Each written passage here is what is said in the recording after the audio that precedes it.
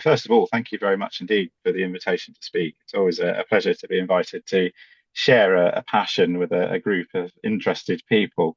Um, I suppose also it's worth thinking about the advantages of having online lectures of this kind as well, and the fact that we're able to bring together an audience from a very diverse background or as different places, sometimes around the world. And then when we record these things and make them available as well, we reach even more people, and that's a wonderful thing. And today, I would like to share with you a passion of mine. It's been a passion for a very long time, which is a history and interest in the work of J.M.W. Turner, who is recognized widely as being one of the greatest, if not the greatest, of the British artists that has ever lived, worked.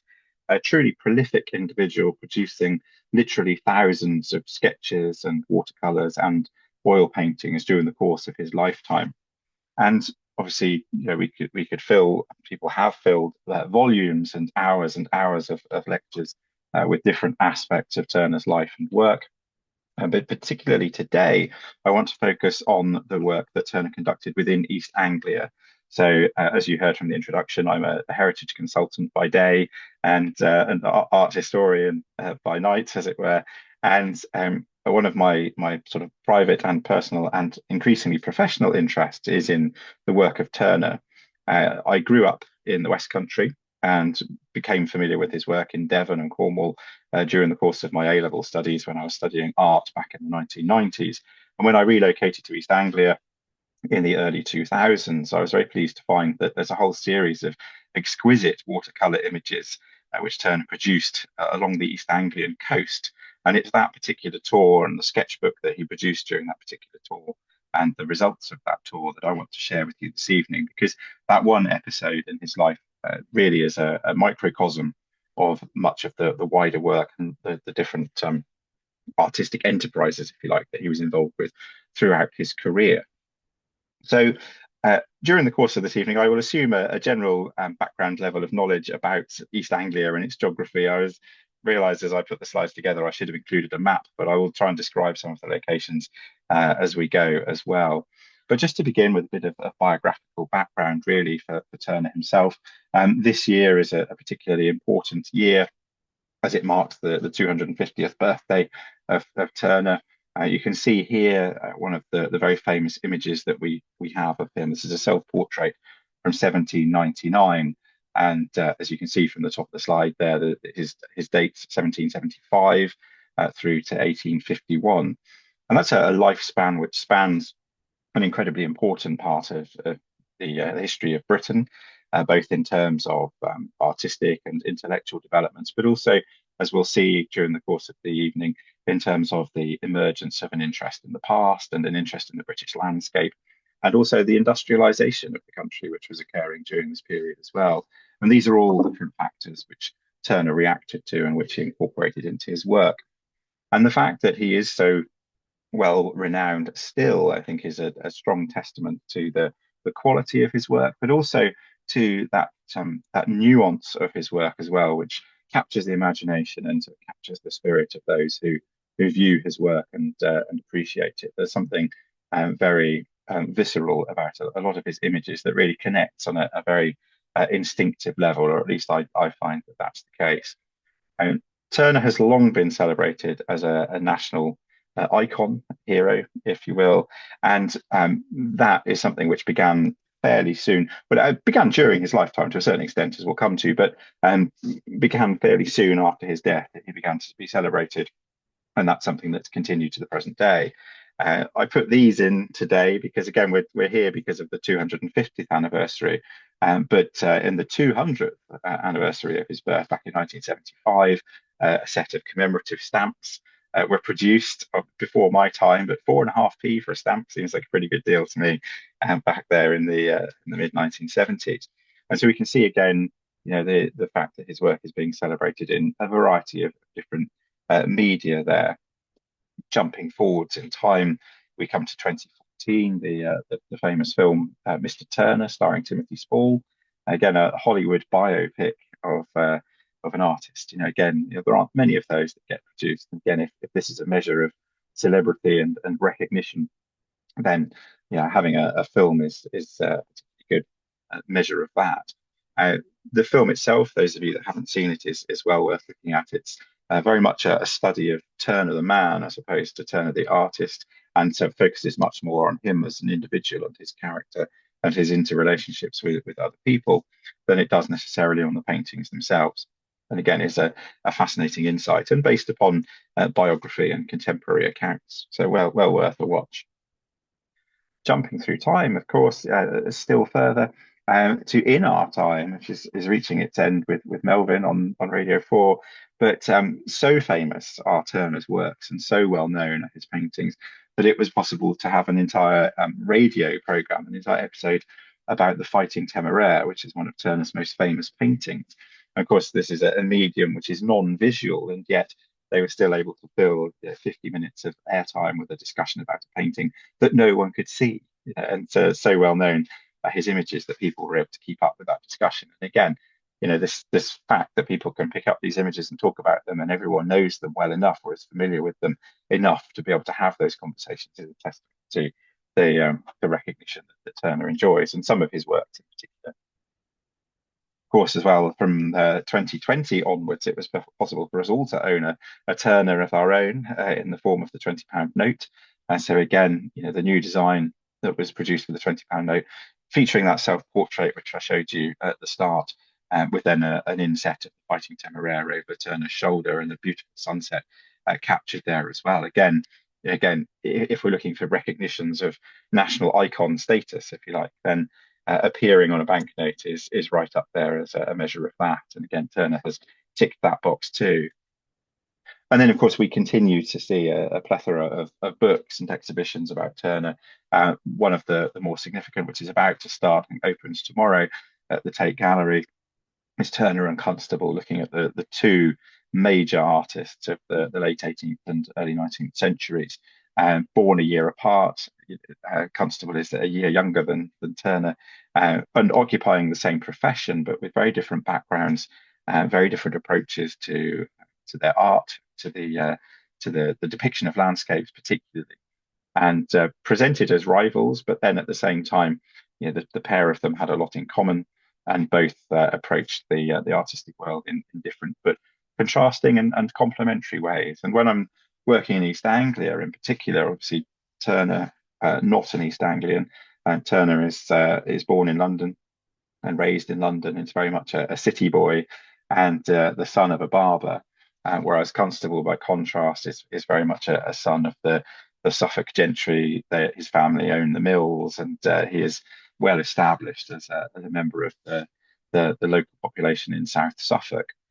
Very different backgrounds. And of course, when we're looking at the East Anglian landscape and the way that Turner depicts it, of course, it's quite a contrast to the way that Turner very famously depicts the East Anglian landscape as well. And the juxtaposition of the two is the point of the exhibition at the Tate, and also the point of several books which have been published in the last few weeks and are due to be published fairly soon, to give us that kind of, again, it's presented as a rivalry between the two, but really they're two sides of the same coin. It's between them, they've got it covered. That said, I think most people fall one way or the other in terms of having a favourite of the two. You don't really meet anyone that thinks they're both the same. I'm very much in the Turner camp with these things, as you'll see as the evening goes on. Others would disagree and present an equally valid and balanced argument for Constable himself. Obviously, being based in East Anglia, I need to be a little bit careful what I say sometimes when I'm working in Suffolk for fear of recriminations. But the point is that we can all have these opinions, we can all share them with other people. Now, Turner himself, I mentioned he has a sort of a working class background, if you like, the son of a barber, raised in the Covent Garden area of London, but very much showing artistic promise from a very early age. This image that you can see on the screen from 1790, when he's still essentially a teenager, it's the first of his watercolours to be accepted for the Royal Academy's annual exhibition. And it was accepted in the year that he turned 15. And so this is the view of the Archbishop's Palace in Lambeth, as the caption tells you at the bottom of the screen there, and exhibits a number of interesting traits which we come to recognise and which we'll pick up more in some of the East Anglian images, which I'll show you over the course of the rest of this evening. In particular, things to note in here are the fact that Turner is, even at this early age, is an exquisite draftsman. capturing the detail of buildings and landscapes very, very accurately. And we tend to think, as I'll come on to, we tend to think of his later works with the sort of the swirls and the colours and so on. But actually, at heart, he's an incredibly skillful draftsman and detailed artist, which we see in the works of this kind. We also have an interesting use of perspectives and vanishing points in evidence in these buildings. On the right-hand side here, with the convergence of the lines disappearing into the side of the frame there, which again, we take for granted today, but is essentially quite an advanced technique for its day. But the really crucial thing about this, and many of the images that I'm going to show you today, is that Turner is depicting people in a landscape. So the focus of the painting, the title of the painting, is highlighting the palace here, for example. But actually, right in the foreground there, you have a courting couple walking through the lane. In the middle distance, we can see my cursor hovering here. I hope you can see someone chatting through a window to one of the serving girls in the house there. You've got a horse and cart in the background and other people going about their business. There's someone mending a boat just right in the background there. And these little details, and particularly that human landscape, are something that Turner brings to many of his paintings, which elevate them from a simple landscape painting or a simple drawing of a particular building and start to make them have a story and give us that human connection. And that's something which we see in a lot of his work, and particularly in the East Anglian works that I'm going to share with you in a little while. That human story continues into oils. Turner begins in watercolour, as you saw in the previous image, very quickly transitions into oils and produces works in both media as well as sketches throughout his life. So he's not exclusively one or the other. He's working in both. And he's using techniques of both crossing over. So he paints watercolours very much in the style of oil paintings at times. He paints oils very much in the style of watercolours at times. So we see that interesting crossover in media in much of his work as well. This image, the fisherman at sea, this is the first oil painting to be exhibited at the Royal Academy, which he took in. And again, into his 20s here. But again, we start to see those characteristic tropes that we come to recognise in much of his later work. So you have the moonlight bursting through the clouds. You've got the deep shadow of the cloud, the bright white of the moonlight there. You've got the stirring ocean here captured in the middle ground. But again, you've got that human story being played out. So you have the fisherman in their boat. You've got the little gleam of light from the lantern. You have another boat disappearing over the wave just off to the right-hand side of the frame there. So again, it's a human story, people in their landscape. And one of the themes that we see in this painting very early on, and which we see again very strongly in the East Anglian images in a minute, is that interaction between humans and nature, and people battling against the forces of nature in particular. And this idea that the fishermen there are perhaps fighting the swell and the sea, this idea of people versus the elements, and it being a battle that ultimately people are never really going to win. The futility of that struggle against the elements is something that comes through very strongly in a lot of Turner's images, and in particular in the East Anglian images that we'll see. During the course of his lifetime, Turner, as I said, produces literally thousands and thousands of paintings and sketches and watercolours, and these are bequeathed to the nation on his death. Most of these are bequeathed to the nation. A large proportion of his work remains in his workshop. His sketchbooks remain with him throughout his life. For example, many of his working drawings are retained. He obviously did sell artwork as well during the course of his life and was very successful at it. And so a lot of his works have entered private collections, and over the last 200 years have begun to make their way back into public collections as they are bequeathed or bought up at auction and to re-enter the public realm. And again, this is the case with many of the East Anglian images that I'll show you. A lot of them are in public collections. Some of them have resurfaced in recent years. Others are still known to be in private collections and haven't been seen for a while, if indeed they still exist. But during his lifetime, again, Turner is inspired by much that's going on around him. This example is 1834, 1835, the burning of the Houses of Lords and Commons. And again, this is a very big event in the history of London and captured here in all its glory. So again, we see all those characteristic approaches that we associate with Turner's work, the vivid yellows and oranges there. You've got the drama playing out in the background there of the Parliament burning. And then in the foreground, again, that human story. So you have a lot of boats taking to the river, which we can see in the middle distance here. And then you have the crowds thronging the foreshore and thronging the bridges here as well, watching the spectacle happen. And it's suggested that Turner was in that crowd and that this is painted from from his memory and from sketches made at the time, for example. Just choosing, and these are just a random selection really of typical paintings, just to show you some of the more famous images. This is another of his images, Snowstorm, a steamboat off a harbour's mouth. This is very late in Turner's life, 1842, so the best part, it's 9 years or so before his death. And here again, you've got this wonderful evocation of the elements with the swirling sea and the swirling sky. And then in the mixed here in the centre, you've got the steamboat itself. You can see the paddle of the steamboat here. You can see the mast. You can see the steam coming from the funnel and mixing into the cloud, and the whole thing creating this swirl with the ship at the centre. And this is archetypical Turner. And here he's combining, as we'll see in a lot of the other images later on, is combining that mixture of the elements again and struggling against the elements, which we can see the boat is struggling there, but also incorporating what's essentially new technology at this point as well. So steam-powered ships, for example. The fact that you've got these squat, ugly little steamships with a boiler and smoke puffing out of them, which are battling against the elements. Turner is very much here embracing the Industrial Revolution and the changes which that brings about in terms of the future, in terms of that. And that theme is picked up even more strongly in one of his most famous images, which is Rain, Steam and Speed, Great Western Railway, which here again is capturing in the background this sort of typically classical landscape with an arched viaduct and so on in the distance there, and a river with a boat on it down in the left-hand side.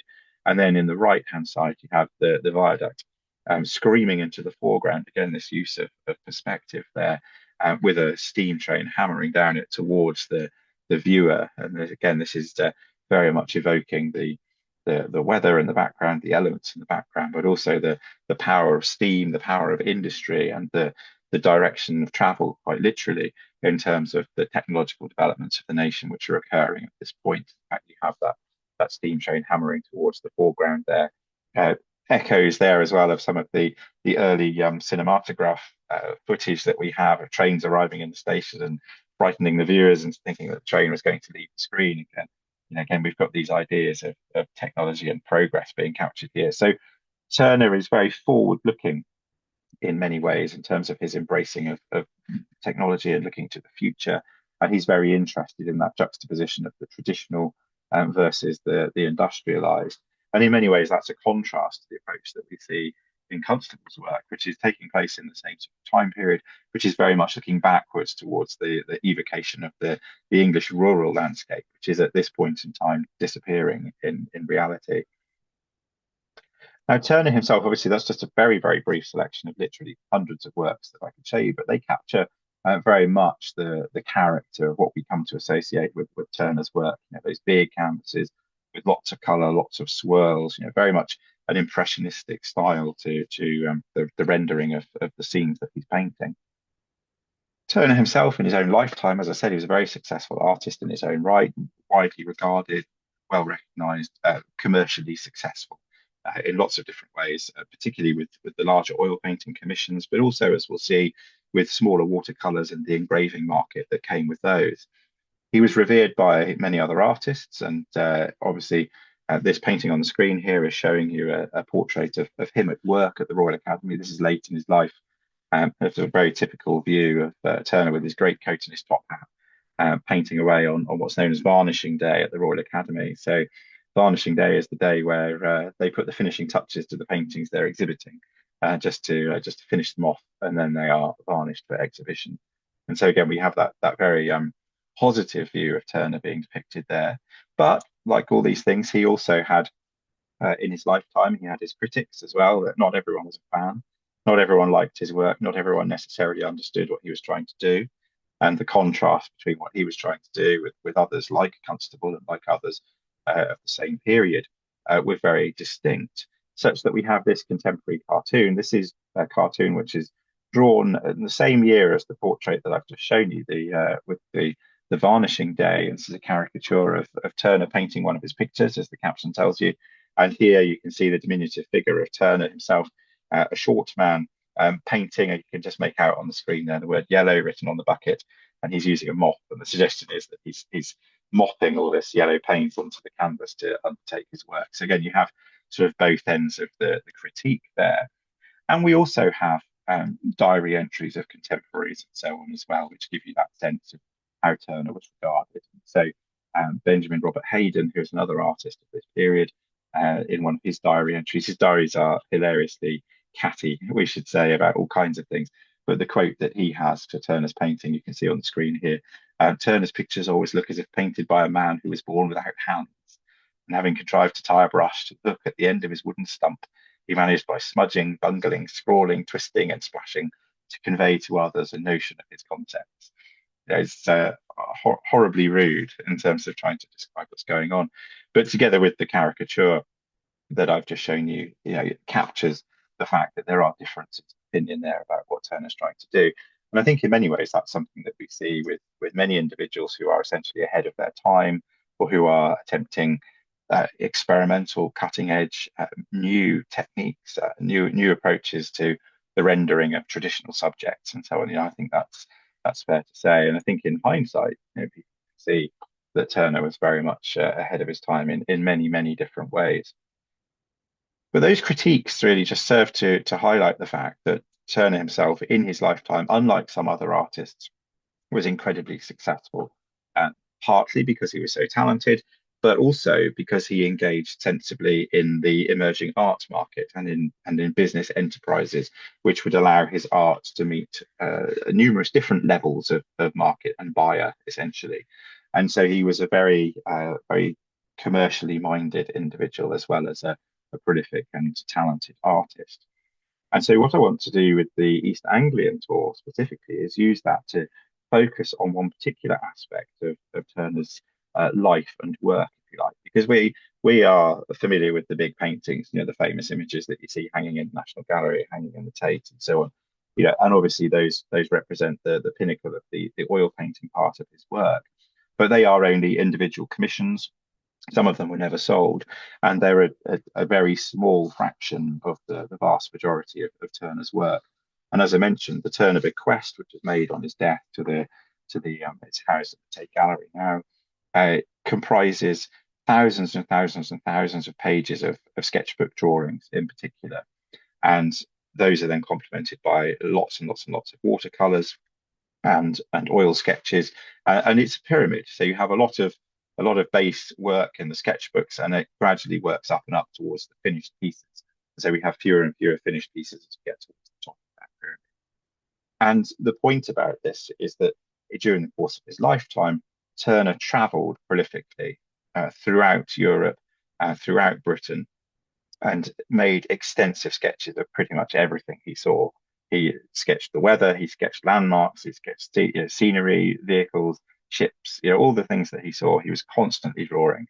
And we have, again, eyewitness accounts of him at work, which talk about that obsessive nature that he had with a sketchbook and pencil, such that we have portraits of him, such as the one that you can see on the screen here, which is showing him with sketchbook open, pencil in hand. And this seems to be an absolutely typical state for him, constantly recording his sketchbooks. And those sketchbooks really formed the basis of his life's work, because they were full of sketched ideas, and I'll show you pages from them in a minute. Sketched ideas, sketched landscapes, which he then used as the raw materials for working up into fuller paintings and fuller drawings. And some of those drawings, as we'll see, are straight copies from a sketch, working it up into a final drawing, and others are more of a composite, where you have elements of different sketches brought together to create a larger composite image. We also have some artifacts which have come down to us, which give us an indication of how Turner travelled. So we have, for example, the Royal Academy still holds his travelling watercolour box, which we can see here with a mixture of his favourite watercolour pans in it there, ready to be mixed and used. And as part of the same collection of his material, we also have his collapsible fishing rod as well, again, giving us an insight into his personal passions. And so we have a collapsible fishing rod with which he would fish and catch fish in the rivers and sea. And we have several paintings or drawings of his of the fish that he caught, that he'd illustrated before eating them. So again, we have that, and that's complemented again by eyewitness accounts of people who travelled with him while he was working, and the fact that he was prolifically travelling throughout Western Europe and throughout Britain in this period. And really, the main reason he was producing these sketchbooks was because that he would then work those sketches up into watercolour drawings and potentially into oils, which he could sell as finished paintings in their own right. But he was also very heavily engaged in the emerging market for engraved images. And this is where Turner was really at the forefront of the movement, and where he made a lot of his money. Because the way that the art market would work is that publishers would come to Turner and to other artists, and they would commission from them a series of watercolors of different views, usually with a theme. And those views would then be taken by the best engravers of the day, and the watercolors would then be translated into these beautiful engraved panels, which could then be printed multiple times, and those prints could then be bought as part of a set. And the idea was that you cater for different levels of market. So the original watercolors would ultimately be sold to raise money to help pay for the scheme, and then the engraved plates would be sold. The printings from those would be sold to emerging art collectors, and you've got an emerging middle class during the late 18th and early 19th centuries who are there interested in collecting these engravings. They can't afford the artwork, paintings, but they can afford the engravings, and so we see people starting to collect those as well. And then even within the engravings, there's then a hierarchy of quality and cost. So the early prints on the best quality paper are worth more than the later prints when the plates are starting to wear on the poorer quality paper. And again, there's this hierarchy being catered for there within the emerging art market. And so during the course of the late 18th and early 19th centuries in particular, we see a number of these different schemes being developed in different ways with input from a variety of different artists. But foremost among those artists is Turner himself.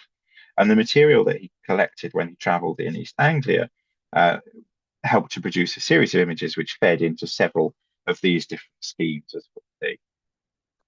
And to turn to East Anglia then, we have two known encounters really between Turner and East Anglia.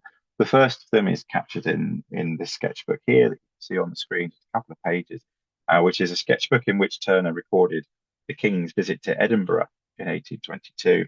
And he sailed from London up to Edinburgh.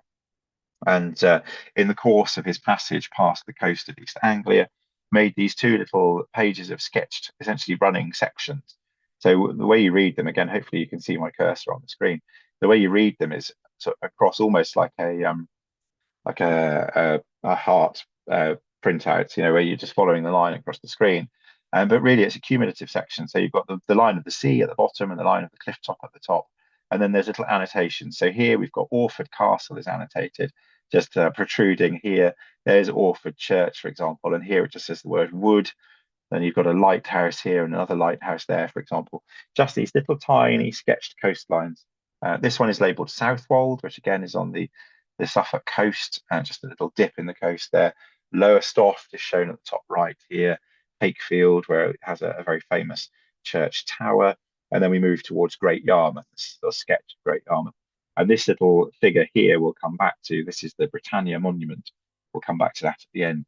So we have this sort of very distant view of the East Anglian coast as Turner sails by in 1822. Doesn't make landfall, really just sketches the profiles of some of the coast.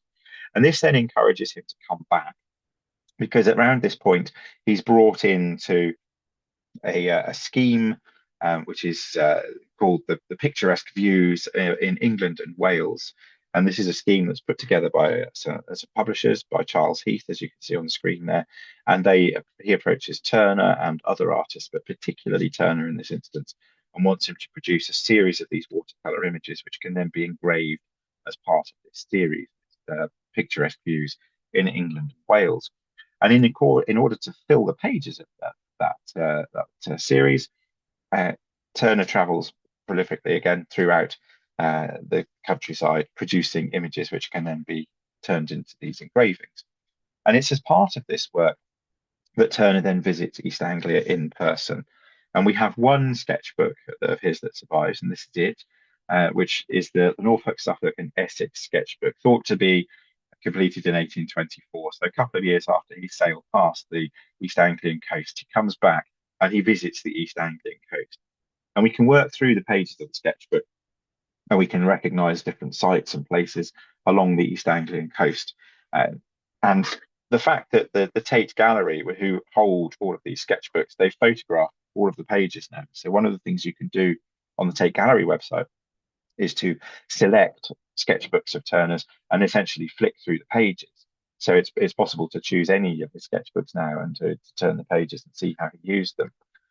This particular sketchbook is not large, it's a tiny little thing, really. And he didn't use it sequentially. He essentially just opened it to whatever page he fancied and just started work. So you can't necessarily trace his journey from one end of East Anglia to the other by working your way chronologically through the pages. You have to, he jumps about a bit, and we need to try and understand his itinerary in a bit more detail. But when we open the sketchbook, we find this kind of thing. And again, artists' sketchbooks are an interesting beast in and of themselves in terms of what gets recorded and how it gets recorded and what they're producing. And some sketchbooks that you see are full of very, very detailed drawings capturing the in minute detail the subject matter, almost finished drawings in and of themselves. And other sketchbooks look very different. And this is one of the different ones, if you like. And this is absolutely typical of much of Turner's sketchbook work, looking at these sorts of pages. So this is an extract showing some views of the town of Aldeburgh on the Suffolk coast that Turner produces. We know this partly because it's labelled in a very rough hand indeed, but also because we can pick up some of these structures in later paintings. And in particular, this structure here, which is duplicated here, is a martello tower. And we can then take these sketches, and you can see they're very, very rudimentary outline sketches. There's the church tower above a townscape, just a little inset view of that, for example. We can take that sketch and look at the painting that Turner produced from it. So this is a visit in 1824. This is the watercolour that Turner produces from those sketches a couple of years later. And you can see the Martello Tower looming in the foreground here. There's the church tower against the townscape in the background there, for example.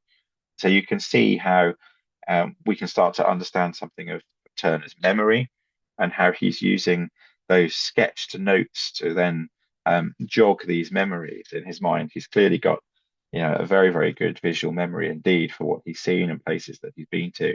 And he's using those notes as a very rudimentary skeleton to remind himself of the views that he can see. Because if I just go back for a second, you can see the level of detail in this sketch is absolutely minimal compared to the level of detail that you can see in the finished drawings there. And there's been a lot of discussion about Turner's abilities with visualization and memory in particular, and attention to detail and that hyper focus that he clearly had. And with this watercolor image, again, we start to see lots of those familiar themes that we've picked up in other work. So you have the elements here. It's essentially a very calm day here, but we've got the water in the foreground. Turner loved water and rivers and the sea very much. You can see the background here with the church tower looming. You've got these very strong vertical lines and the masts of the ships, beautifully rendered. You've got a windmill there in the background. And all of these details we can check against historic maps and other things of Aldeburgh from the time. And then you've got the Martello Tower in the foreground. And the fact that this is treated differently and is looming and silhouetted in this way, again, is taken to be symbolic of the sort of looming threat of invasion, which was ever present during the first decades of the 19th century as the Napoleonic Wars played out, which the Martello Towers were produced for. And then again, right in the foreground, you've got that human story. Again, you've got people going about their work on the river here, dealing in the water. You've got people here in a small boat in the background. And when we go through the sketchbooks, we find individual vignettes of the boat and the people, which have then been dropped into these composite images. And that's the watercolour itself, but the original of this is now in the Tate Gallery, but we can trace its provenance from a private sale going through to the ultimately coming back to the Tate Gallery collections. And the idea was that that painting itself was sold for a considerable sum of money at the time, and that money was then used to pay for the engraving. And this is the engraving that was produced from that. And you can see this is from the Picturesque Views in England and Wales. This is the third volume. They were published in part works, essentially little groups of 3 or 4 images at a time. And here you can see how Turner's very delicate watercolours are then translated into the harder lines of an engraving. And the level of artistry involved in creating the engraving from a watercolour can't be overestimated, essentially. It's an incredibly difficult and skillful piece of work to do in and of itself. Turner had training as an engraver while a young artist, and so did understand the medium, although he didn't do the engravings here himself. But he was very, very closely involved in their creation. And the creation of a plate of this kind could have taken many months or even years to accomplish. And in the collections of the Tate Gallery and the British Library, we have numerous intermediate printings of these plates, some of them hand annotated by Turner with notes about areas that need to be whitened or darkened, or particular features that need to be introduced and highlighted and so on in the engraving process. So he was clearly very heavily involved in that. And then, as I mentioned, the engravings themselves are then sold to this emerging art collecting market. So we can see the beautiful view of Aldeburgh.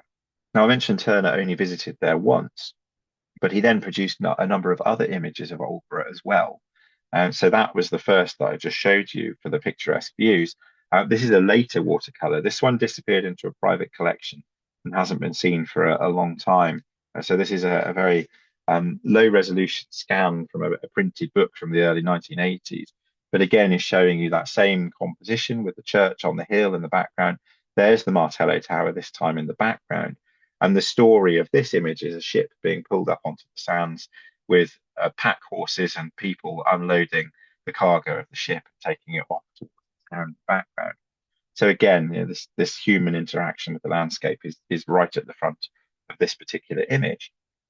In the case of this image, it was attempted to be engraved by a man called J.C. Allen, and this is a later engraving than the published examples. This then belongs to a later scheme that Turner was involved with, which was picturesque views on the east coast of England, which was never actually published. And so we have a series of engravings which were produced to illustrate that series, which never made it to the final versions. So this is essentially a work in progress. You can see how different areas are being lightened and different details brought out, but it never reaches the finished quality, because essentially the bottom falls out of the engraving market as we go through the early decades of the 19th century. So by the time these are being worked on in the late 1820s, there's no longer that great interest in these images that there was previously.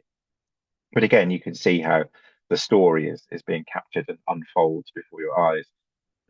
And these engravings are of lesser quality than the ones produced for the Picturesque Views series. Another site, as well as Aldeburgh, that Turner stayed at and was interested in, is the Suffolk town of Orford. Orford is right down on the southeast corner of the coast. It has a castle, very distinctive castle, and a church, and a medieval marketplace that sits between them. And it also has a harbour that runs down onto the riverside. And so again, from Turner's sketchbooks, we have these very simple sketched horizons. This is Orford Castle in the centre of the screen here. Again, this is a very rudimentary sketch, but as you'll see in a moment, recognisable. Here's the church. Here's a little sketched boat in the foreground and a sweep river. This sketch and these outlines, and bear in mind this is 1824, is then translated into this image 3 years later. Again, this is a low resolution scan of an image that's disappeared into private hands. But you can see Orford Castle in the background here. If I skip back a second, there's the distinctive shape of it there, with the church off to the other side. Here's the shape of the castle, the shape of the church, with then the sketched ships in the middle distance. You've got the river again, and then that human story playing out in the foreground. These people pulling in a fishing net. The low resolution scan doesn't help us with this, but there is, just where my cursor is in the bottom right hand corner, there's a little crab that's just popped up out of the water here, watching the fishermen pulling in an empty net. And then you've got a single gull flying across the water there as well. And those details, when that image is taken and engraved, those details become a bit clearer. So again, you can see how with a watercolor you can get away with this kind of ephemeral middle distance and these ephemeral skies. When you're trying to translate that into the hard lines of engraving, it's much more difficult to make sense of that. You can see here down in the corner here, we've got the crab poking up, and a second gull has been added there. Again, we have an annotation from Turner on an early engraving print saying to add in another gull here just to redress the balance. So we've got those two images just down there. With the Orford image as well, we also have this, which sits in the Turner bequest. And I mentioned that the Turner bequest is the one housed at the Tate Gallery and holds literally thousands and thousands of images. This is a kind of blocked out watercolor sketch, if you like, giving you the blocking and composition of that Orford drawing, we think. So you've got the very rough profile of the ground with the castle and the church potentially, river in the foreground, sky over the top, just as a very rough rendering of the composition. And that then, if I go back to, just then translates into that final image in terms of working out the light and the composition. And the fact that Turner kept all these working drawings means that we're able to understand that creative process that bit more than we might otherwise be able to do. As well as those very high level sketches just showing the profiles of the horizon, we also within the East Anglian sketchbook have a number of more detailed views of Orford Castle itself. There's a couple more sketches of the horizon there you can see in the top of that page, but just on the bottom left hand side here you've got a sketch of the castle keep itself, and on the right hand page here a number of images of the church tower there with the cupola on the top, and then you've got a couple of other views there of the ruins of the castle themselves. And these are translated then into this beautiful image here, which is different to those earlier images. This is a group of 4 images that were produced on blue paper in vignette form. So they're little oval-shaped images that just bleed out into the page. They're not rectangular compositions in the same way as the others. These are probably produced as a set of 4. I'll show you the others a little bit later on. Probably produced as a set of 4, almost as a standalone series in their own right. But again, Turner is coming back here to the image of Orford itself, and particularly Orford Castle. He was obviously very fascinated with the shape of Orford Castle. He used it a lot. And he very much liked the juxtaposition of Orford Castle and then the tower of the parish church as well, creating 2 strong vertical lines in his compositions. And then in the foreground, he was able to use the vertical lines of masts as well to create a series of strong lines throughout these images. This one, I think, is probably one of my favourites of the East Anglian series, not least because of the sky that we can see in the background and the fact that the sky in the background is then used to really render and highlight the starkness of the castle itself. And then this wonderful little detail right in the centre of the castle here, where the sunlight is just shining through one of the empty windows in the castle ruin, and it's just picked up as this little dart of light just in the centre there, just to lift that image. And here we see, again, Turner didn't use blue paper for very many of his images, but here we can see the colour of the background paper being used very effectively to help with the composition of the image as well, to create those shadowy views of the ruins themselves, to create that view of the water, and then the reflections of the land in the water. And again, right at the front of the frame, that human story, people in a landscape. And that really is that theme that keeps coming back through Turner's work. Now, Orford itself is a riverine harbour now.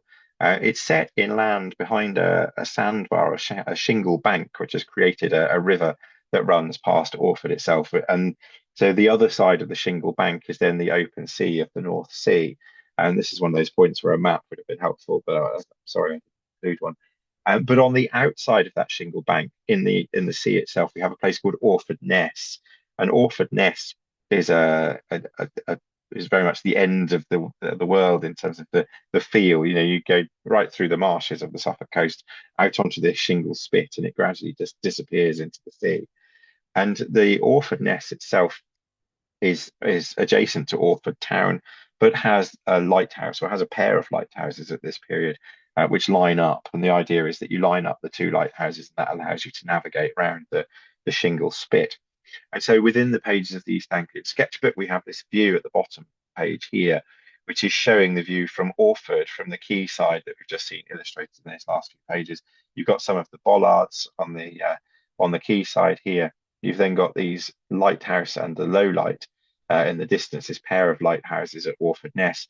And then in the foreground here, you've got this figure in a top hat and coat, who some have suggested might be Turner himself, standing on the quayside looking out at these views.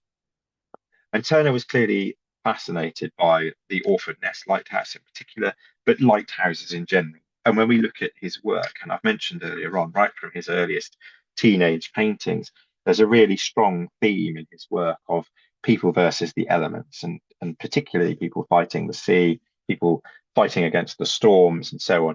And this notion of conflict between humans and nature is really epitomized in the building of lighthouses. You know, here are structures deliberately created to help people avoid the perils of the sea and the coast. And so a lot of Turner's work focuses around lighthouses. We see a lot of images of lighthouses, and Orford Ness lighthouse is no exception.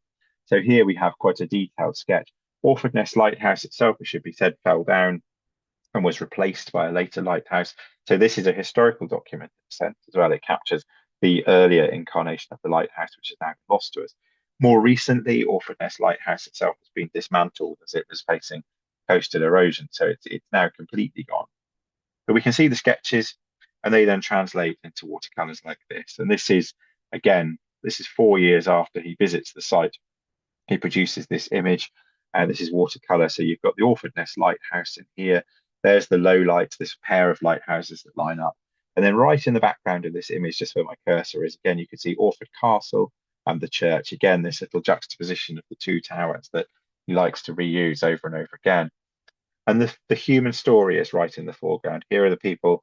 They've obviously, despite the fact that the lighthouses are there to help prevent people running aground, this ship has run aground or is in the process of running aground. And we've got the lifeboats out attempting to rescue the people who've ended up in the sea. You've got some of the crew in the sea down here clinging to the wreckage. We've got a very basic sail being rigged here. Again, this is the jury rigged where the mast is broken and they've attempted to rig up the sail that they can. And then on the shore in the background here, you have a crowd of people waiting to help whoever manages to make it to the shore. So again, in this one image, you have all of those different themes: the battling against the elements and the attempt to stave off the inevitable in the use of lighthouses and so on. But ultimately, people succumbing to the elements themselves, losing that battle. Here's an attempt to translate that image into an engraving. This belongs again to that later series, which was finished. But again, you can see how the quality of the engraving here is much poorer than the examples I've shown you from the earlier series, Picturesque Views series, much more simplistic in its rendering. But it does allow us to see more clearly the crowd on the beach, for example, although we then lose some of the detail of what's going on in the foreground here. So it's a much less accomplished engraving as a result of that, and remained unpublished for that reason. Turner appears to have recognised the fact that these engravings were rather poor quality and hasn't pursued their publication in any meaningful way. Other images that come from the East Anglian series include this very famous image of Dunwich. Dunwich was a medieval town on the Suffolk coast and subject to erosion from very early in its history, such that most of the medieval town has been lost to the sea over the years. We now have very, very little of Dunwich itself still survives. And there's been a lot of archaeological work undertaken on the seabed, for example, and using historical maps and so on to reconstruct the lost medieval city, if you like. And there are lots of legends about bells that ring under the water and so on as well associated with Dunwich. So it's a very interesting place in that respect.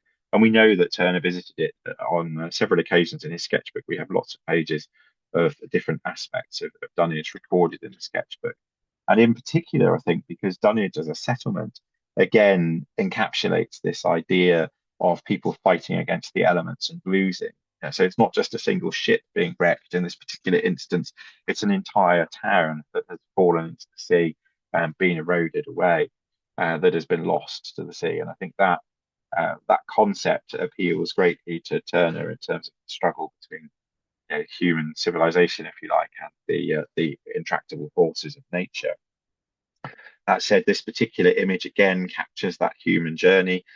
In the background, you have a very high cliff, much higher than the cliffs are at Dunwich. This is a little bit of artistic license being used here. And we have some of the ruins of the medieval town on the cliff top and the ruins of a medieval church. In the foreground, though, we see a very heavy sea. We have wreckage being washed ashore. Another crowd on the beach in the background here, as you can see on the right-hand side. And then a ship putting out to sea, or boat putting out to sea here, heading out of the frame, presumably to rescue whatever's going on out of the picture. And here Turner's using suggestion as well. This is one of those ideas that's at work here, like with the Greek tragedies, where the action takes place off stage and you have to imagine it. Here in our mind's eye, we need to be imagining off the left-hand side of the frame here a ship in trouble. The wreckage is already washing ashore. These people are desperately putting out into a heavy storm to help with whatever's going on out of the frame on the left-hand side there. So there's a real narrative and human drama here without necessarily having all the details of that spelled out to us. Where a lot of this is being left to our imaginations to read that image. This Dunwich image again was subject to one of these partial engravings, but was never subsequently finished. And again, you can see the crowd being picked out more clearly in the middle distance here, waiting on the beach. But it's again a very poor quality.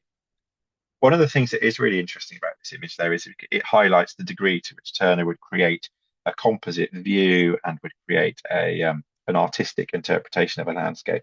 I've already mentioned that the cliffs depicted here are much, much higher than any of the actual cliffs are in the Dunwich area, and much lower than that. But we also have this church illustrated on the top here, the orientation of which is incorrect. Churches are orientated west-east, with the tower at the west and the nave and chancel heading off to the east. And we know from historical photographs around this period, of which there are some from the early 19th century, that there are churches, or certainly at least one church, that stood on the cliff top at Dunwich, which gradually eroded from the eastern end westward. Because we're on the east coast, the eastern end is the bit nearest to the sea. So what we're being shown here is a church that's essentially rendered the wrong way round. So Turner has dropped that onto the cliff top. When we go to the sketchbook from this period, we find the sketched ruins of the church here, sketched from the south. You've got the porch and the tower to the west on the left-hand side of the image. And what Turner has essentially done is take that sketch of the church that he's done there and just drop it onto the cliff top when he comes to do the drawing, as you can see, irrespective of the orientation that it enjoyed in real life. So again, we can see some clear examples there of composite images being put together. So when we use these as representations of what's there, we obviously need to be a little bit careful in terms of the detail that's being recorded. But in that sense, the detail being recorded in sketches such as this, first-hand observation drawing, are perhaps more reliable than some of the details that we see in some of the rendered images. And that's certainly the case when we come to some of the images of Lowestoft, or Lowestoft, as this is called, which captures the Suffolk accent. So again, the name is potentially being explained to Turner, as this is called Lowestoft, which is how the locals pronounce it, and he's written that down. Again, Lowestoft is visited during the 1824 tour, and we know that from the sketchbook. This painting is produced 11 years later from those sketches. And again, it's a very impressionistic view of Lowestoft itself. Partly it's the caption that tells us it's called Lowestoft. The name is Turner's name for the painting. But it's also the very distinctive cliffs that we can see here and the lighthouse that sits on the top. And there's a sliver of moon through the cloud here, which picks up and juxtaposes the light of the lighthouse itself sat on the cliff top. But again, the real focus of this image, as we've seen time after time now, and I think you've got the point, is this human drama playing out in the foreground, people in boats struggling against the storms. The Lowestoft painting is in the British Museum. This particular example, again, was sold at the time and has made its way back into the public realm. Here's an engraving. This one did feature in one of the later editions. This is part 22 of the Picturesque Views in England and Wales. So this one was engraved to a very high standard, as you can see, and was then subsequently published in that Picturesque Views series. Turner, we know again from annotated proofs of the engraving at various different stages, had comments and alterations to make, including the strengthening of the moon, for example, from the watercolour version you can see on there. And you've got the introduction of light. There's a bit more detail in the townscape in the background here, and the lighthouse itself is picked out much more clearly. But the really nice thing about this particular engraving is looking at the way that very fine line work is used to capture the sea in particular there. This is a whole different form of artistry in and of itself in the hands of the engravers. And it's really interesting to see how Turner's creativity and composition, on the one hand, is absolutely exquisite in its own right, but is then translated into something equally stunning in a different medium through the engraving process itself. And when we're looking for sources for the Lowestoft imagery, as I mentioned, we've got the sketchbook again.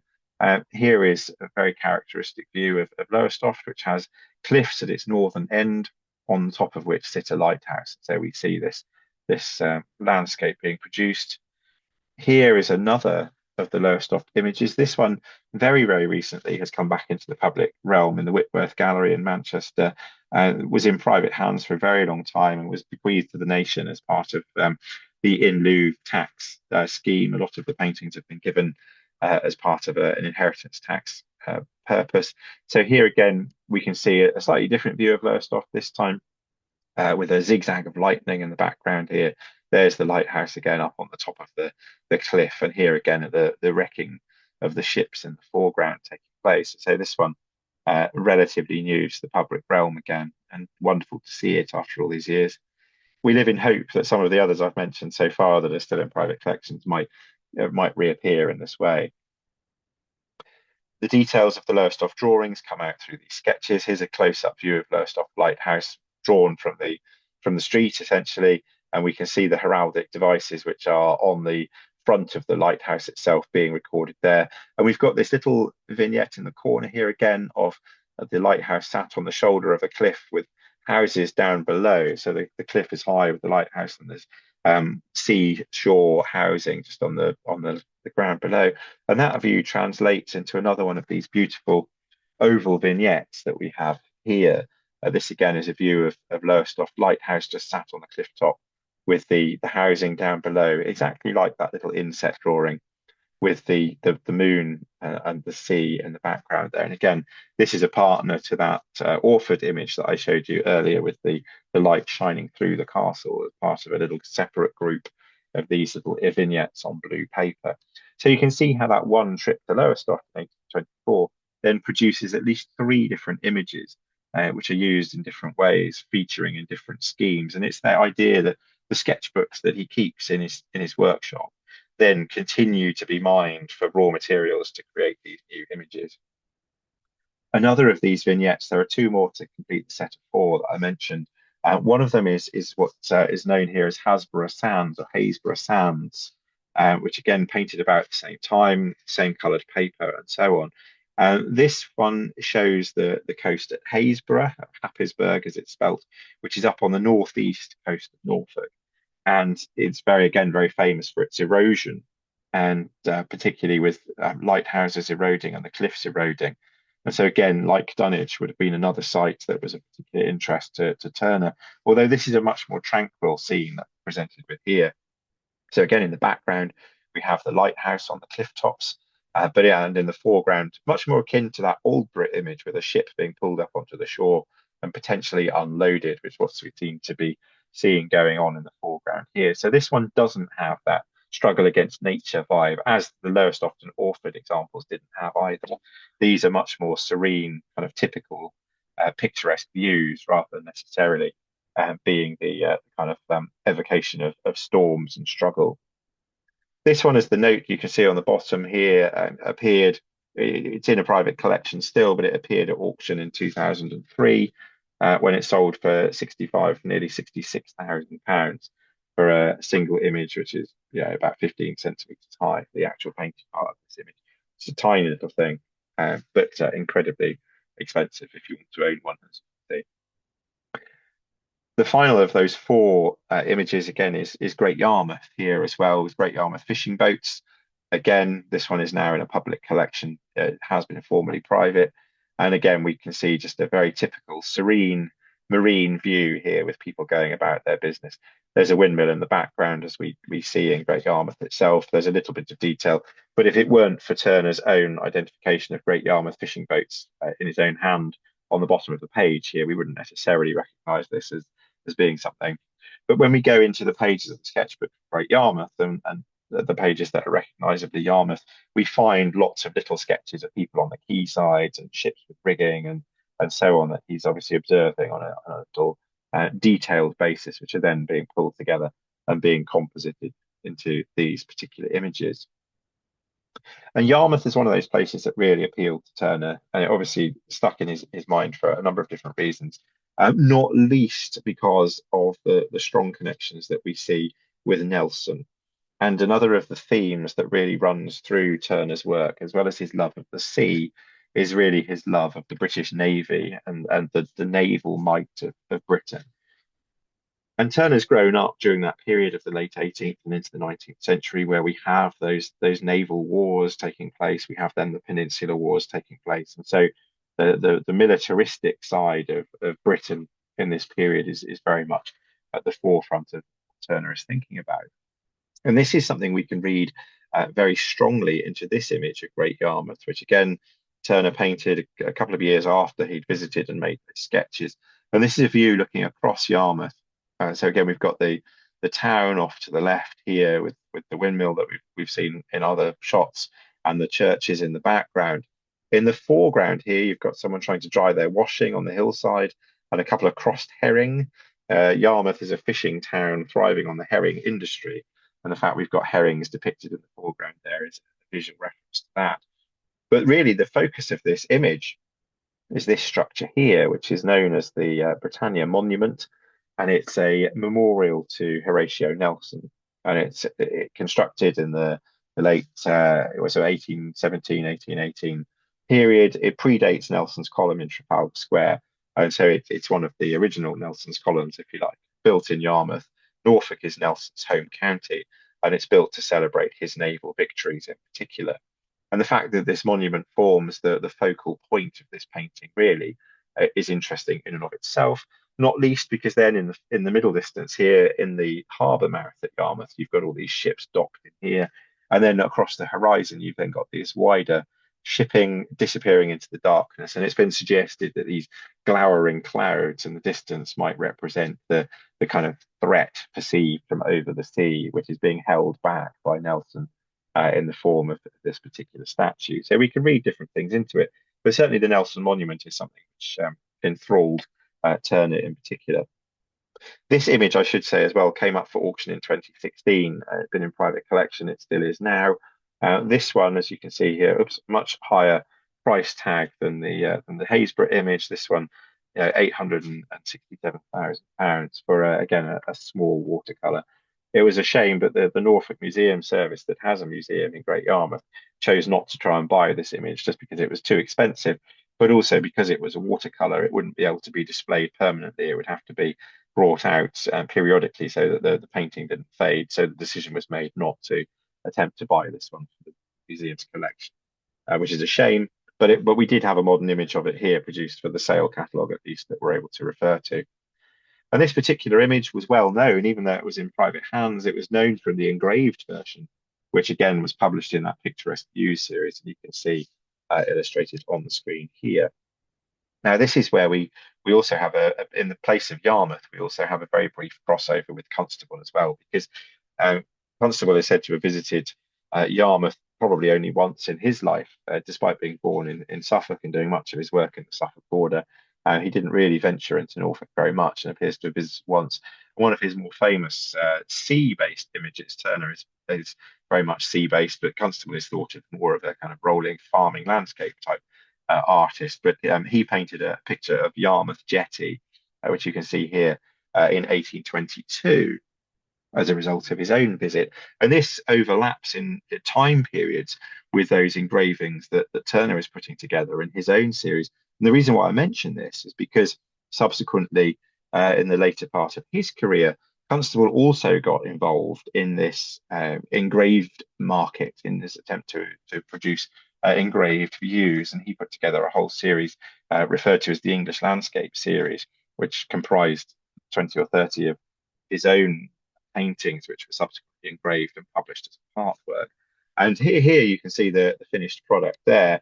And it must be said that this was much less of a commercial success than any of Turner's works. And I think when you put them side by side on the screen, obviously we have our own opinions about these things, but I think both in terms of the composition and the story being told, the image is rather flatter perhaps than some of Turner's images, but certainly then the quality of the engraving compared to some of the engravings that I've shown you previously from Turner's works there, I would say is not as accomplished and not as engaging in its own right. But we do see an overlap between the two there. And again, that goes back to what I was saying at the beginning about how they're both existing in the same artistic marketplace, if you like. They're both looking to cater for those markets that exist in the form of the paintings that they're producing and so on, if they're going to make their way in the world commercially. So we see them both and others engaged in schemes of this kind. But just to return to the Nelson Monument, and as we come into just to the final couple of slides, the Nelson Monument itself, as I mentioned, is constructed as a memorial to Nelson himself. It stands on the beach to the south of Great Yarmouth, and Turner sketches it in great detail. And we can see in his sketchbook here, you've got this very detailed rendering of the top of the tower and its plinth and so on here, and the details of Britannia herself. And this page is really interesting because it serves to show how spontaneously Turner was using the sketchbooks as well. So on this one, you've got it being used vertically to create these long sketches of the monument itself.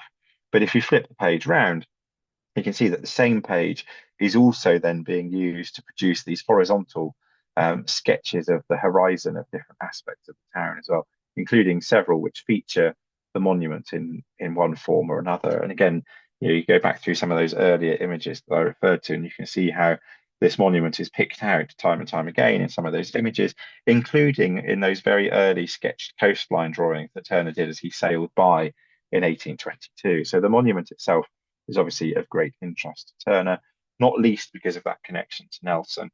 And it features heavily in one of his last of the East Anglian series that he paints, which is called Yarmouth Sands, and is now in the Fitzwilliam Museum in Cambridge, where it's on display, and you can go and see it. And you can see here a very detailed rendering of the monument itself in the background. There's a sailor here admiring it where my cursor is.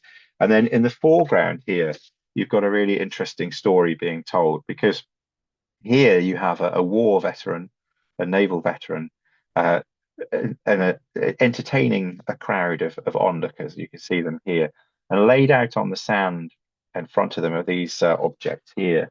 Now, what we're actually looking at here is, again, quite a strong visual story, because this is the Nelson Monument. So the whole painting is clearly evoking Nelson. And what we're seeing here laid out on the ground is actually a series of model ships.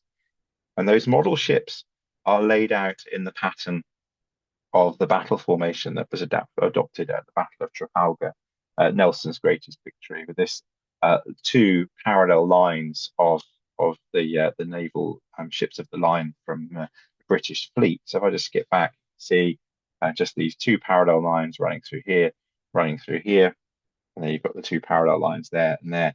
So that painting is capturing someone telling the story of the Battle of Trafalgar with models on the beach in front of the Nelson Monument. And for those of you that know your naval history of the Battle of Trafalgar, you know that Nelson was the admiral aboard the Victory. But the second ship of the line, and the ship that sails to the fore and overtakes the Victory in the course of the battle, is this ship tucked in the background here, the Temeraire.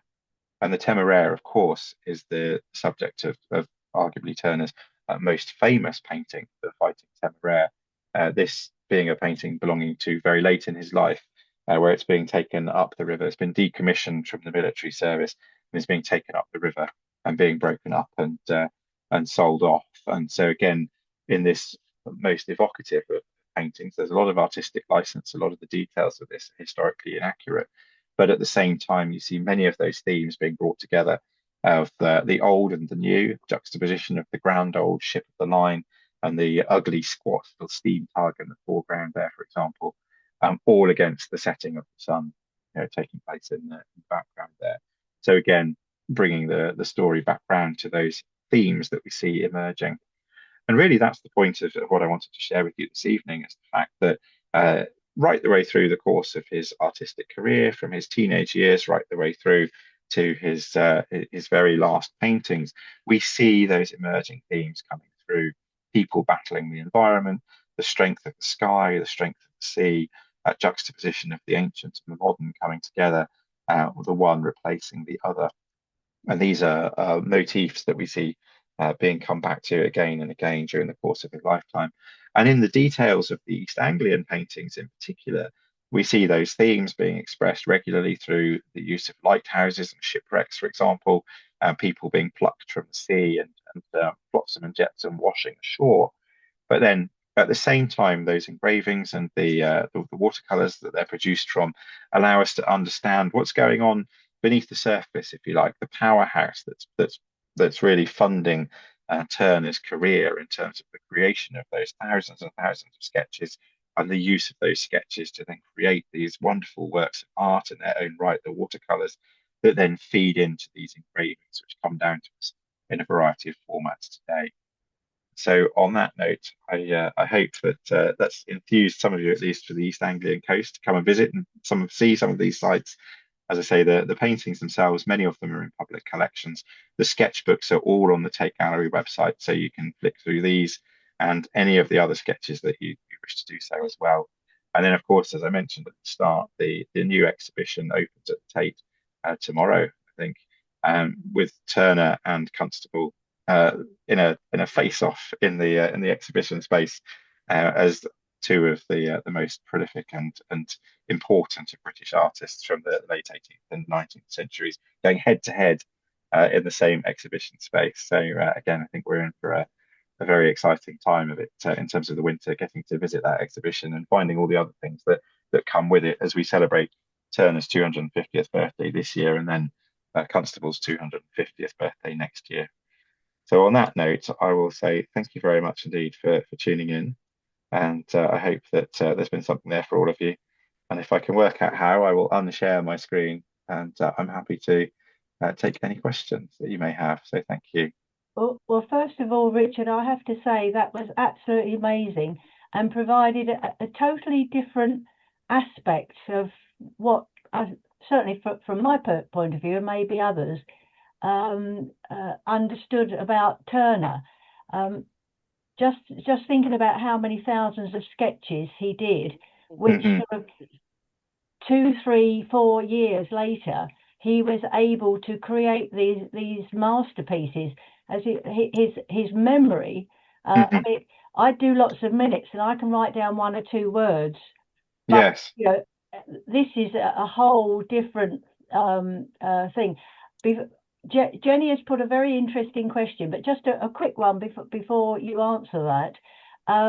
Bearing in mind how commercially oriented he clearly was, I get the impression that most of these sketches and subsequent paintings were done just because he wanted to. And I'm just wondering how, the difference between him doing that and then they became engraved. Who bought his paintings? Did commissions? Yes. Well, the way that it worked, he's catering for different markets at different levels, essentially. So some of the big oil paintings are specific commissions, or he's painted them with a view to selling them in his gallery, to someone who might be interested. So there's a mixture going on at the top level there. But then with the watercolor series, as I say, there is this. I didn't really go into the background of it, but there is this emergence particularly during the Peninsular Wars, so late 18th, early 19th century, when the classical grand tour was no longer able to be undertaken because of the conflicts that were going on the continent. And so people can't travel freely in Europe at this point in time. So there's a wider shift in interest into the antiquities of the British landscape in particular. And this is where some of Turner's work then overlaps with my day job with heritage and landscape archaeology, for example, is that there is this emerging interest across the board in the heritage of England as opposed to the heritage of Italy or Greece, for example. And so in order to capture that so that people can start to collect those images, we see this emergence of an art market catering for the beauty of the British landscape, the picturesque movement. And Turner captures that exquisitely. So does Constable in a different way, and a lot of other artists as well. And there are lots of very skilled watercolorists out there in this period who are producing images of ruins and so on. And we can broaden it out. We can look at it against the background of the emergence of Gothic literature and Northanger Abbey and all these kinds of all that kind of emergence of that kind of romanticization of ruins and so on, and the emerging antiquarian movement and so on, and the Victorian interest in architecture. And there's a whole movement towards that these paintings sit within. But the creation of these publication schemes are commercial enterprises. So there are publishers that come to Turner who say, everyone else is doing this. We want to do this as well. But you're the best. We want the best watercolor paintings that we can get from you as Mr. Turner, who is incredibly well known in your own lifetime. And then we're going to get the best engravers to engrave your paintings. And then we're going to clean up, we're going to sell the lot and it'll make a fortune. And so Turner then goes out specifically on these tours to produce material for them. And so the sketchbooks are, they are the raw materials that he draws upon. And most of them are aide memoir, as you can see. They're not finished drawings in their own right. And so he then produces the watercolors. The watercolors are bought by the publisher so that he gets paid a certain amount of money per watercolor. And the publishers then subsequently sell those watercolors on into private collections. And in this period, we have this emerging middle class, particularly. And a lot of them are going to the collections of industrial mill owners and so on. So the reason why a lot of them ended up in the Manchester galleries, for example, is because a lot of the emerging nouveau riche who are getting rich off the back of the Industrial Revolution start to collect artwork. And so a lot of these watercolors go into their private collections and remain in those family collections until more recently they're then used to pay off some of the inheritance tax by donating them to the nation instead. So we see this steady trickle of them now coming back into the public collections. So the watercolors themselves are then there as part of the money raising exercise. So Turner gets paid for them regardless. The publisher then pockets the difference when he sells them on to the private collections. And then even more money than Turner is paid to the engravers, who are then spending months and months and months working on these plates to produce these engravings. And then it falls into that traditional part work model. So they're published in little groups of four views at a time, every sort of twice a year. And the idea is that you gradually build up the set, and then every now and then they'll publish a bound set.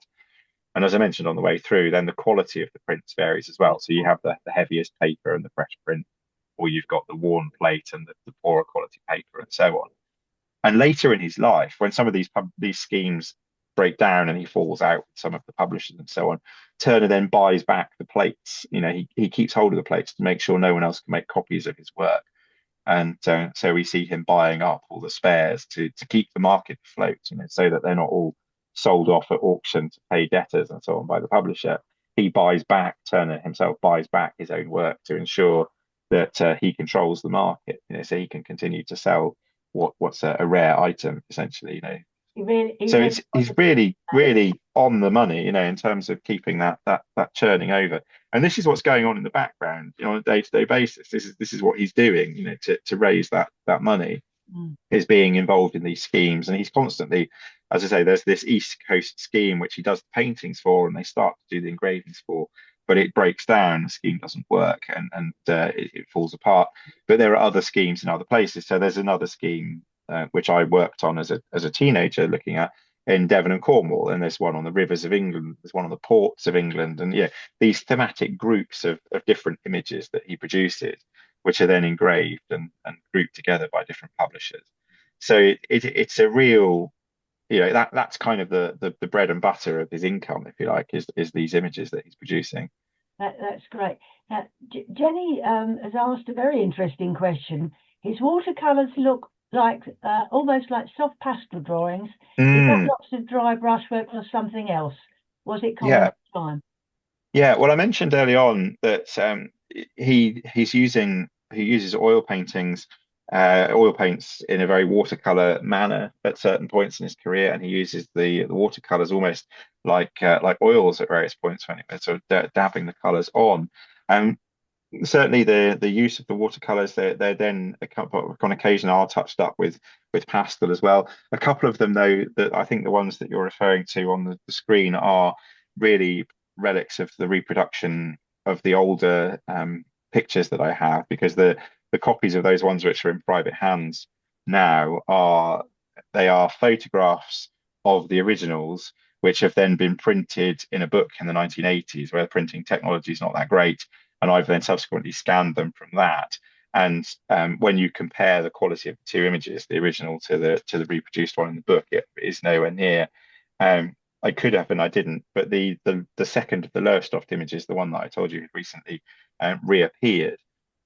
It's interesting to put the book, sort of the published version, against the original, if you like, and see that contrast, because again, I think part of that pastel look is a relic of the publication process as much as anything, but it's a fair point. And in terms of the materials and the paper that he's using, he is incredibly experimental. So a lot of the things that we see him doing and trying, are unusual. Obviously we see that with the heavy use of yellow and orange and so on in some of his later oils as well, earning him that caricature of the with the mop and the bucket, which Yeah. is rather unkind, but sort of sums up how some people still think about his work. And Richard asked a question. Sorry, Kevin's asked a question of you. Any thoughts on why Turner seemed to reverse his sketch of Aldeburgh? He's playing around with it, basically, is what he's doing. And so he's creating in all of these paintings, he's creating a composition that works for what he's trying to do. And if he has to flip things around or move things around, then he will. But the coast at Aldeburgh is also slightly deceptive because it sits on a spur. So you have the sea to the east of Aldeburgh, and then you have a river to the west of Aldeburgh. So Aldeburgh kind of sits on this triangle of land between the sea and the river. And so the view that we're seeing is sort of standing on the southern tip of the spur of land, looking north. And so you've got the sea on your right hand side, and then this large river on the left hand side. So you kind of have the water going off in both directions. And I think again that sort of enclosed nature of that particular spot is probably something that appealed to Turner quite a lot in terms of having that piece of land that's gradually being diminished by the sea on one side and the river on the other, and then has this Martello Tower sat right at its end. It's a very evocative location, actually, the Martello Tower, and a completely different subject, a completely different lecture. But M.R. James, in his ghost story, A Warning to the Curious, the denouement of that particular story is played out at the Martello Tower at Aldeburgh, at the fictionalized Aldeburgh. And on that shingle spit at the southern end of the town. And again, it's a very odd patch of landscape. It feels very unusual because it's not really land, but it's not really the beach or the sea either. It's this very strange liminal kind of in betweeny landscape of shingle and shifting sands. It's an unusual place, and I can see why it would appeal to Turner as well in terms of the sort of the fluidity of the land there, if you like, in terms of its changing shapes. Yeah. Jenny's put in a supplementary question about why she asked that question, and is asking whether he sold them as watercolours or admit to them being mixed media. Um, Off the top of my head, I couldn't tell you. I don't know, but He was probably quite pleased with what he did and was happy for, and wasn't worried about whether. Well, this is my assumption. Wasn't worried about making sort of explanations. I got the feeling that what he produced was sort of what was that, and that, you know, whether it was mixed media or not, he probably wasn't well, too he's using a bit of everything. I mean, and you mentioned it's the vignettes specifically. The vignettes, because of that blue I love paper, they're a slightly different approach, but he's using gouache to a certain extent there as well in terms of sort of slapping the paint on. So it's a slightly different approach to it there as well. But yes, you're right. You know, that group of four is interesting in and of itself because we don't really know why those four are separate. They're obviously thematically quite different. They're much more tranquil scenes than the others, and they're on a different coloured paper, so they're obviously intended as a group. But we don't quite get the sense of what he was trying to do with that. You know, why they are that little bit different. We've got partial engravings of a couple of them, but not the others, and so that's very much a work in progress, and I'm trying something different. So thank you very much for the time you've given us this evening. It's been fantastic. We can